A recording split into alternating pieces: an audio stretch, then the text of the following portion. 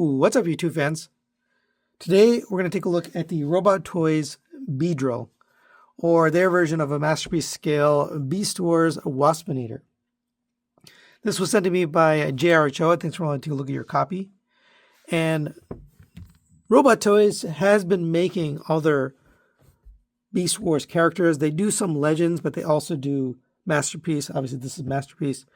And we've never really gotten a Masterpiece Scale Waspinator, so this definitely fills a gap for people who collect Beast Wars. I'm not a big Beast Wars guy, so just be aware I may not have all of the lore and the details down on this guy. But let's take a look at him. He is absolutely beautiful. He got that dark green paint. You got black for the stripes. Translucent purple plastic with silver behind it for the eyes. Gold paint. Light green paint. Black paint. More purple. Gold stripes down here. Gold on the arms. Light and dark greens. Black stripes. Gold here. You do have die cast for the feet. Those are painted also beautifully. Come to the back. He does have his, wasp butt here, and even the wings have a finish on them. You can see there's like a pearlescent misty chrome look to them. I mean, they're incredible. You do have to install these out of box. I showed that during the unboxing. But overall, it's a very, very good looking version of Waspinator. Let's go over the articulation. Head is on a interesting joint here. It's a ball joint, but it pegs into the neck from the front instead of from the top. So it goes back to there, down to there, side to side, and rotates around on the joint itself. The head itself has tons of articulation. The antenna can go up independently. It really has a lot of character in there. The mouth has two mandibles that open independently from each other. I've never really seen that. I was impressed that the mouth opened at all, let alone two separate pieces. So, even that's impressive. There is a light up feature. I just don't have the battery, so unfortunately I'm not going to be able to show it. But if you take apart the head, I'll show you that later when we swap the head. There are batteries inside there. Coming to the arms, you have a rotation here, friction joint, butterfly joint here at the shoulder. You have ratcheted hinge out to there, rotation at the bicep, double jointed elbow, full bend. That's part of the transformation, but also leads to nice articulation. Rotation at the wrist. These are on a ball joint, so they're in and out, rotate around, up and down, everything you need. These can also rotate, although I'd be careful with those. Just like these antenna on the front, those can also move around. Fingers are individually articulated at, the bottom three are at 2 pins, and then the top one is separate, so you can point. Also at 2 pins. Thumb is on a hinge here at the base. Hands are really nice. They did a good job on that. Coming to the waist, you have a waist rotation here at this green part here. Ab crunch built in. I was most definitely expecting no ab crunch, but they did build it in here. Oh, plenty of ab crunch. You can move these wings around if you want. I like to just put them like this, so they're kind of, less visible from the front, but you can do it however you like. Coming to the legs, you have leg kick up to, actually really infinite. It goes all the way around. Back to there, out to the side on a ratchet. This joint here, it does have a little bit of play in it because this sometimes comes out. It's not the tightest fit. So what you want to do is push the hips up all the way. And then this should tab in, but it sometimes comes out, comes undone. But yeah, it goes out to the side on a ratchet. Both the arms and the hips have outward movement on a ratchet. Rotation of the thigh on a universal. Double jointed knee, full bend. There is a ratchet in the upper knee. You don't even need the double jointed knee, but because for the transformation, it does bend all the way. It does go back a little bit, so just be aware of that. For the feet, you have tilt both ways, plenty of movement there, forward and backward as well on this hinge, and then a toe and a heel tilt up and down. All right, let's take a look at his accessories. First, we get his stinger gun, beautifully painted, dark green, light green, metallic, gold, and black. This does have a peg. This will peg into the hand. This is a little bit on the loose side, but it works. Pegs in there. And that's what I meant. It's a little bit on the loose side, but he can hold it.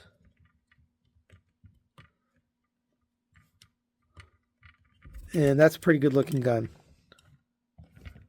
Very nice.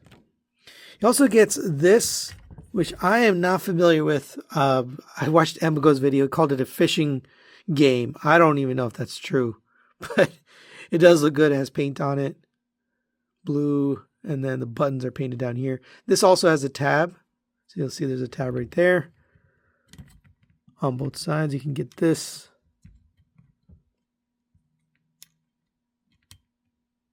Tabbed into the hand.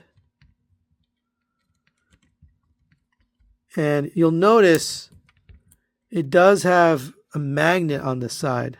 So that is for turning on the lights in the head, which I'm going to show you now. So this head sculpt is already amazing, but you can separate the head right here.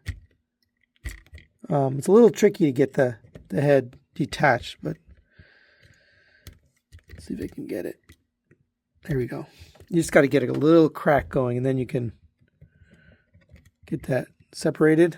So pull off this front face, and you can see he's got like an interesting bug face underneath. But if you remove that screw, there is a space for a battery. It's a very unique battery that I don't have, but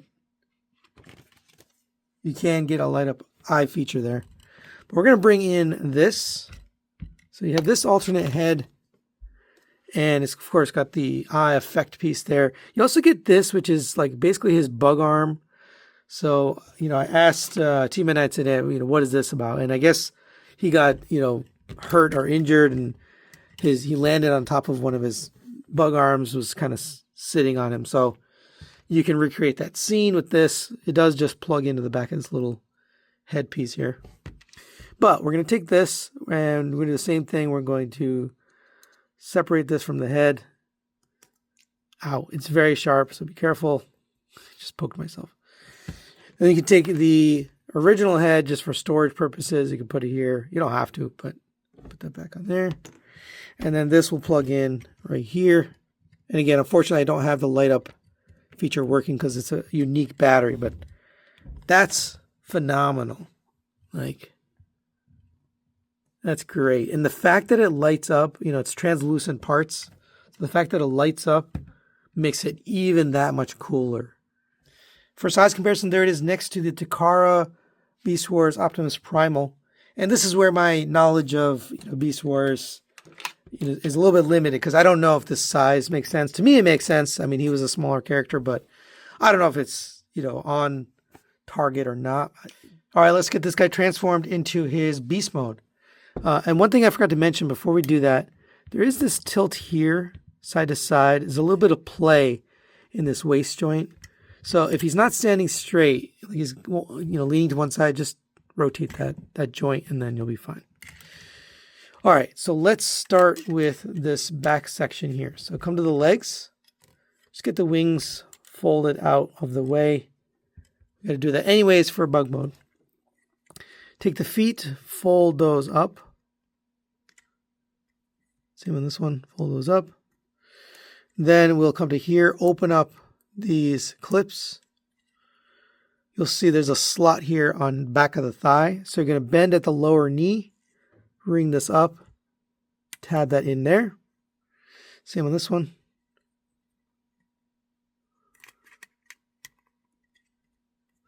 Then we will open up this waist piece right here, that clip. Once you open that clip, that'll allow you to pull down on these hip joints. and they will peg together. You can see there's a peg right there in the middle, in the slot there. So get that peg together. Just put it straight back. Then we're going to take care of this section here. So open this up. We'll unpeg this from here, just tabbed in right here. So pull this back. This all folds out. It's very, very well engineered. I love how they did this. You know, this could have been done very flimsy and cheap, and it's not. You know, it's done very well. So bring this around. These two will clip into the outside here. Actually, before we close this back piece, bring this all the way down. Then you can bring this up and tab this in. Right. Bring this up. You'll see there's 2 slots and 2 tabs on his knees. Bring that up and tab that in.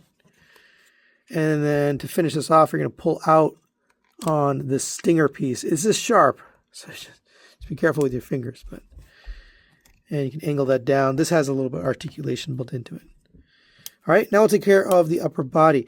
And to be honest, I'm impressed how simple and straightforward this transformation is, even with, you know, some of the complexity and how good he looks. Come to the back. We're going to lift up and out on this. You'll see these 2 panels come out. Just lift those up and out of the way. Come to the front, and we're going to pull forward. This is pegged in here and here. So we're going to pull forward on this, basically pull the backpack all the way back, out of the way. For this, we're going to lift up on this bug head. So unpeg this, is pegged in right there on the bottom. And that'll reveal his bug legs. We're going to rotate this entire section to the other side. So it lines up here. We're going to rotate the head to the other side. Fold out the bug legs on both sides. Lots of articulation on those bug legs too. The head will come back. There's a peg right here, slot on the back of the head. So bring this back and tab that in. So it sits like that. Close up the antenna before I forget, and close up the mouth if it's open. All right, let's take care of these arms. They're going to end up in here. So we're going to fold the arm on the double hinge. Rotate your hand at the base. Fold the fingers over the end. And then we're going to rotate the arm in so it ends up sitting in here. So it should be like that. These little things they're rubbery, so they have a little bit of give to them, so don't worry too much about those. So for this hand, fold this up, get the thumb on this side and the fingers on this side. Rotate this in and make sure it's sitting butted up against here. This space here will end up putting the head. Make sure you fold down the antenna. And we're going to bring this down. Just make a little space for the head if you need to. Bring that body down until it meets up here. Then we're going to take this section here. This will come forward. These panels will fold down. And they're going to plug in down here. So line this up with these two and then just give that a little push. These will plug in to here. The first time I did it, I got it pretty easy. Okay, there we go. Got one. And there's two. All right, so those should plug in. For the bug head, we want to pull this apart gently. Get these out of the way. This will rotate around so you get this side of the head, and then these will plug back in. The first time I plugged it in, it was a little tight, but now it goes in pretty well. This side is still a little bit tight. There we go. And this will just sit up like this, and then we can straighten out the legs or, bend them however you like. All right, there is Beedrill in beast mode, and I think this is phenomenal. This looks awesome. I put it on the stand just so you could see it a little bit better, but look at this abdomen, the stinger back here. It cleans up very well. I mean, it really looks like his bug mode from the cartoon. They just did a phenomenal job. The wings look great. Nice articulation on those. They rotate forward and backward, up and down. They've got that finish on them. The arms, the legs can move in and out, and they have 3 joints on each. So you can go all the way up, all the way down.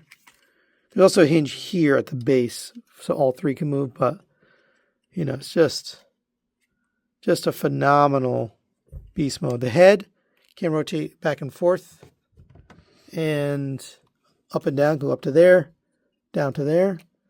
These bug antennae can move. You can also even move the mandibles. Like, wow. They thought of everything. I mean, just an excellent, excellent version. Now, you can store the gun here in bug mode. If you open this up, you can slide this handle in here, plug that back in, and now he's got an extra stinger down there. So he can sting you twice. But yeah, that's cool. So final recommendations on the Robot Toys Beedrill. This is a sensational figure. I'm going to give this a 5 out of 5 strong recommendation. I don't even like Beast Wars, and I can tell this is an incredible figure. Articulation is top-notch. Accessories appropriate for the character, and they look really good. The optional parts and faces, the blast effect, all of that is really well done. Transformation, fun and easy. Often I find Beast Wars figures to be not that fun. This one's pretty good. You know, everything kind of pegs in and goes into the right place and feels solid. The B mode, the Wasp mode looks great. You know, they did a great job on that. I mean, only complaint I'd have is there's no flight stand. I did put it on a blocky stand here, but you know, that's about it, you know, and you could probably find a flight stand of your own, but still, it would have been nice if they gave you one, but that's it. I mean, it's really, really well done. This is the definitive version of Waspinator. That's it for today. Thanks for watching. Thanks to J.R. Ochoa. We'll see you next time.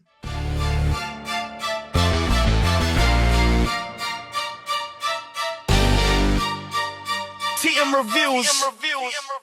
What's up, YouTube fans?